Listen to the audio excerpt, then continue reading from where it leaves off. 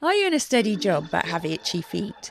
Maybe you're tempted by a career in tech but feel intimidated by terminology like full stack, Java or Scala. Maybe you fear vying for jobs with people who've been coding since they were a child. I want to know how to make a switch from a traditional career such as teaching to the mystifying world of computer programming. If you said to me 10 years ago when I was 17 I would become a computer programmer, there's no way I could have believed that.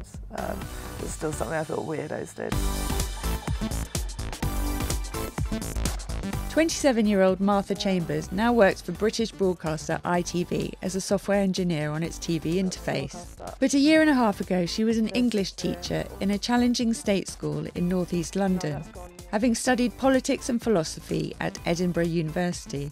My mum was a teacher, my granny was a teacher, my great-granny was a teacher, so it's something I always thought I'd probably go into. So I signed up and did the Teach First programme, which is pretty gruelling. Started teaching in Ponders End, which is a fairly poor area in Enfield. So yeah, it was a shock. And not long into the teaching, she began to consider another career. Martha stays in touch with Ruby Venning, who taught at the same school as her and now teaches English and maths in East London. I'm really missing the school holidays. I've only got 10 days left for the whole year. Oh dear. Why did you want to leave teaching? I can't remember. I think I wanted to change. Teaching, absorbs so much for you. It's so difficult.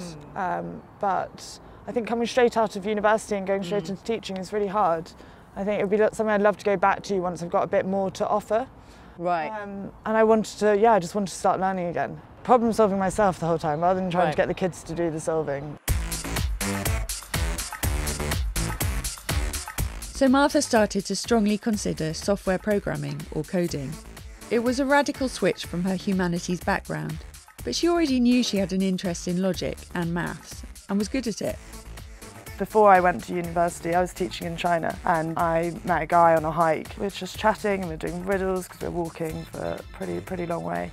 And he said, he gave me a maths riddle and he was a computer programmer and he was quite impressed with how I solved it and my talking through, and he said, you should give this a go. I sort of ignored it at the time. I'd just done my English, history and philosophy A-level, so again really artsy, and I was about to go and study those things at uni. I suppose it was when I got to uni and I started studying the philosophy side of things. I took lots of logic-based modules, computational logic, and loved it. A couple of people over the years have said I should go for it. So go for it she did. But how to get in? It's no easy option, and most employers want to see some formal training. That's available in many forms: online courses with technical tests, evening classes or full-time degrees with universities, and now intensive courses run at coding schools, which have sprung up in recent years. Tech recruitment veteran Nadia Edwards-Dashti has this advice. If you can, go back and get yourself a degree within computer science. The computer science degree will teach some of the pure fundamentals, and when we look at the complexity of systems that we're all using today, you can't have mistakes within those. If you can't, then you do as many courses as you can. On top of that, you go to technology events where you can meet with people and you start collaborating outside of a work environment. When you do get to interview, you can say, actually, I've got the theory, but I've got a bit of practice as well. In the end, Martha decided to go for a shorter 3-month course at a coding school in London run by General Assembly, rather than a year-long degree, which would have meant losing a year's salary. She said it was 12-hour days, 6 days a week, in classes plus homework.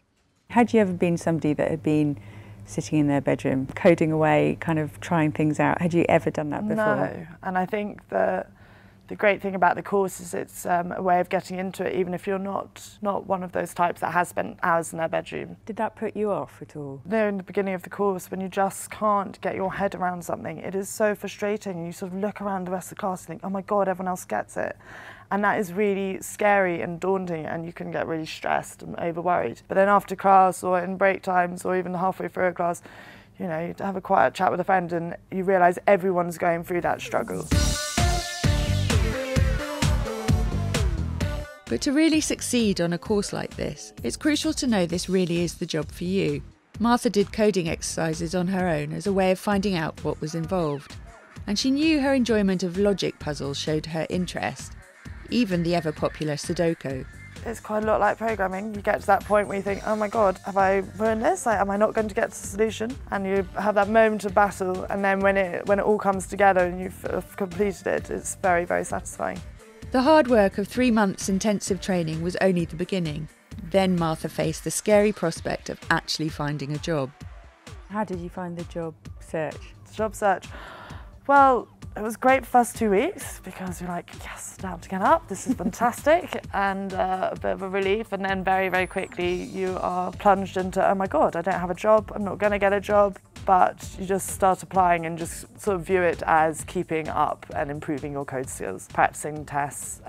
We all still went back into General Assembly, so we're allowed to use their offices as a sort of collaborative workspace. Courses like Martha's aren't cheap. Switching to coding is a real investment of money and time. It was £8,000, which is a huge commitment. That's why you have to really, really be aware that that's what you want to do before signing up. I think that's another great thing about the pre-work, I think. Just as much as them deciding whether you're right for the course, it's actually you deciding whether you want to, invest. Martha passed her interview with ITV, and she's been working as a junior developer on their TV interface, working in JavaScript, controlling what you see on screen. A typical day for a new coder might be a new project, debugging or improving existing code. So I think that's being reviewed. It may or may not be used. It's a totally different work-life balance and salary to that of a teacher. As a teacher, your job is never over. Some teachers, can get 4 hours sleep a night. It's really, really all-consuming. My day here, I turn up, I'll pick up a ticket, we have stand-up each day talking about where everyone else is at with their work, and then either continue working on your own or pair program together. Then at the end of the day, when the day is done, sometimes you find yourself staying later because you just can't let go of the problem and you really want to keep solving it. But mostly I can go home and put that work to bed. It's a contrast to her teaching career, but there are some things she misses from her days in the classroom. What do you miss the most? I really miss the kids. You really miss them? Yeah, our year 11s. Yes. Oh, they were the best. I mean, they weren't in lots of ways. No. We had lots of challenging lessons. Yes. But no, they were great. And they all did so well. So what are the hours like compared to what we used to do? Oh, so good. So we have sort of flexible hours. So I leave the office and I don't have to think about it, which is a huge difference. Rather than either working on the weekend or feeling guilty for not working on the weekend. I remember calling you most Sundays being like, I haven't done the marking for Monday. Yeah. And it was really stressful. What Martha also enjoyed about teaching was the sociability. But what surprised her about the coding work is that unlike the stereotype of an isolated nerd, it's sociable too. I really get on with my team. I really enjoy working here and I'm loving learning, really, really loving it. That does go hand in hand with the struggle. It's exhausting learning something new. I think the great thing about my team is they're very good at explaining things in a way that is understandable. And if you have doubts about whether you'd make a natural coder, don't be put off. Martha's manager Hugh himself switched from a career in social care and says people skills count just as much as an aptitude for coding. When we're looking at people's aptitude, there is a certain level that we expect people to be at.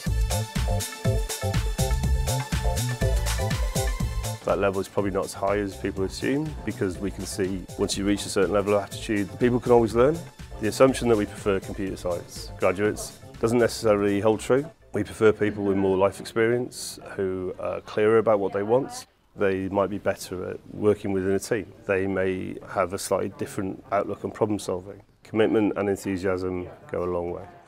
Martha hasn't given up her enthusiasm for education. At ITV, she's volunteered to mentor young women about routes into the sciences, technology and coding, like Hanchika Shyam Sundar, who goes to school in South London. So you've been involved in programming since you were 10. What sort of things do you want to draw out to evidence that? What are your main areas? I do a lot of HTML for websites, so I think I really miss working with the kids. I really struggle with the fact that I'm now another new qualified teacher that has left teaching within 2 years, and I hate the fact that I'm one of those statistics. And so I suppose I do feel a little bit guilty for that. I hope, however, to sort of marry up those two skills in the future, either going back into teaching or working for a charity.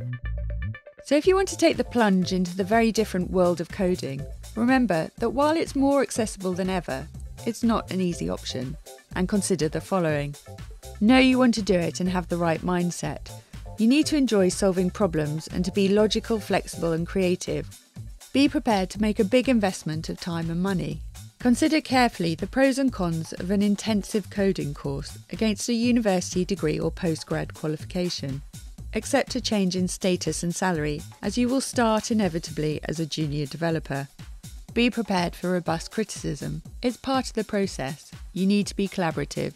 And never stop learning. Keep up coding projects outside of work. And remember, computer languages are constantly changing.